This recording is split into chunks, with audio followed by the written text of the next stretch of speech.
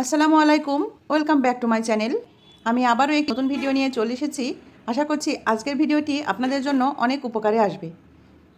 সংসারে মাঝে মাঝে এমন সমস্যায় পড়তে হয়, মনে হয় এই সমস্যা থেকে মনে হয় আর সমাধান হবে না। প্রথম যে টিপসটি আমি দিব সেটা হচ্ছে টাইলসের যে জয়েন্ট লাইন থাকে সেই জয়েন্ট লাইন কিন্তু কিছুদিন পর পরই এরকম ময়লা হয়ে যায়।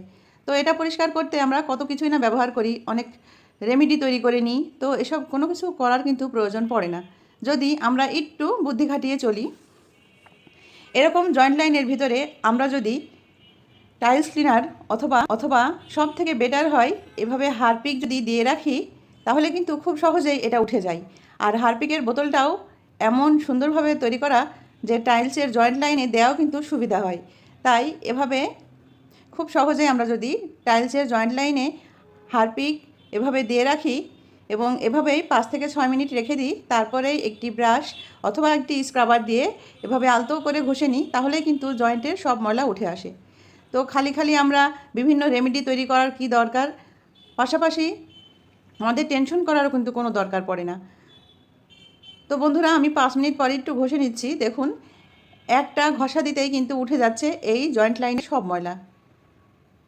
অনেকেই হারপিক দিয়ে পরিষ্কার করেন, অনেকে আবার টাইলস ক্লিনার দিয়ে পরিষ্কার করেন, আবার অনেকেই বিভিন্ন রেমেডি তৈরি করে নেন, এগুলোর কোনো দরকার পড়ে না।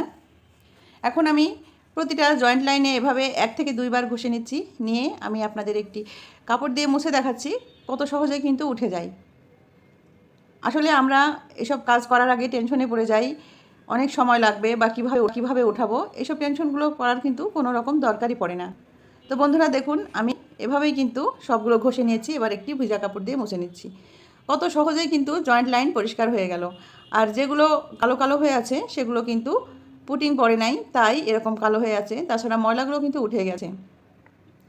চলে যাচ্ছি পরবর্তী টিপসে। আমরা কোনো কিছু মোছামুছি করার সময় কাপড় ব্যবহার করি। তো কাপড় ব্যবহার করতে গেলে কাপড়টা কিন্তু বারবার ডিসপ্লেস হয়ে যায়, হাত থেকে পড়ে যায়।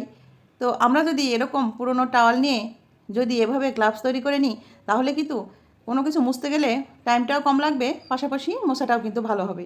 আমরা যখন তখন কোনো ডিজাইনের ভিতরে, ফার্নিচারের ডিজাইন অথবা কোনো চিপার ভিতরে এভাবেই কিন্তু হ্যান্ড গ্লাভসটা পরে সহজেই মুছে নিতে পারি। তো বন্ধুরা, এরকম পুরনো টাওয়াল ফেলে না দিয়ে আমরা কিন্তু রিউজ করতে পারি। দেখুন, আমি হাতের শেপে এটা কেটে নিয়েছি। আর আগে থেকে আমি অলরেডি একটা বানিয়ে রেখেছি এবং এটা ব্যবহার করি, তাই এটা আপনাদের দেখিয়ে দিচ্ছি। এটা বানানোর একটি ভিডিও আমার চ্যানেলে আছে, আপনারা চাইলে দেখে নিতে পারেন। এর লিঙ্কটা আমি ডেসক্রিপশন বক্সে দিয়ে দিব, আপনারা দেখে নেবেন। এভাবে যদি হ্যান্ড গ্লাভস আপনারা তৈরি করে নেন এই টাওয়ালের, তাহলে কিন্তু খুব সহজেই সব কিছু মুছে নিতে পারবেন এবং টাইমটাও কম লাগে এবং পরিষ্কারও কিন্তু খুবই ভালো হয়। আর পুরোনো টাওয়াল কিন্তু আমাদের বাসায় হয়, সেই টাওয়ালগুলো ফেলে না দিয়ে এভাবে কিন্তু রিউজ করতে পারেন। এটা কিন্তু খুবই কার্যকরী একটি টিপস, আমি এভাবেই কাজ করি। যাচ্ছি পরবর্তী টিপসে। আমাদের বাসার যেই এলইডি টিভিগুলো থাকে, তাছাড়া এলইডি টিভি অথবা ল্যাপটপ বা ডেস্কটপের স্ক্রিনে, তো বন্ধুরা আমি এভাবে একটু শেভিং ফোম হাতে নিয়ে নিলাম এবং এটি দিয়েই আমার টিভিটার স্ক্রিনে আমি লাগিয়ে দিচ্ছি। লাগিয়ে দেওয়ার পরে জাস্ট একটু মুছে নিচ্ছি। মুছে নিতেই দেখুন কেমন ঝকঝকে চকচকে হয়ে যায়। তো আমরা অনেকেই টেনশনে পড়ে যাই, আমরা কিভাবে এলইডি টিভির স্ক্রিন মুছবো। বন্ধুরা, এখন থেকে কোনো টেনশন নেই, শুধু একটা জিনিস দিয়ে মুছলেই কিন্তু হয়ে যাবে, ঝকঝকে চকচকে হয়ে যাবে। দেখুন কতটা ঝকঝকে চকচকে হলো। আমি একইভাবে ল্যাপটপের স্ক্রিনটাও মুছে নিচ্ছি। আসলে কঠিন কঠিন কাজগুলো সহজ হয়ে যায় যদি একটু টিপসগুলো জানা থাকে। তো বন্ধুরা, এভাবে আমি ল্যাপটপটাও মুছে নিচ্ছি। আশা করছি এই টিপসটা আপনাদের অনেক কাজে দিবে। অথবা আপনাদের কাছে যদি হোয়াইট কোলগেট পেস্ট না থাকে, সেক্ষেত্রে ব্লু কালারের যেই কোলগেট পেস্ট আছে সেটাতেও কিন্তু কাজ চালিয়ে নিতে পারবেন, তবে কোনো রকম জেল পেস্টে কিন্তু হবে না।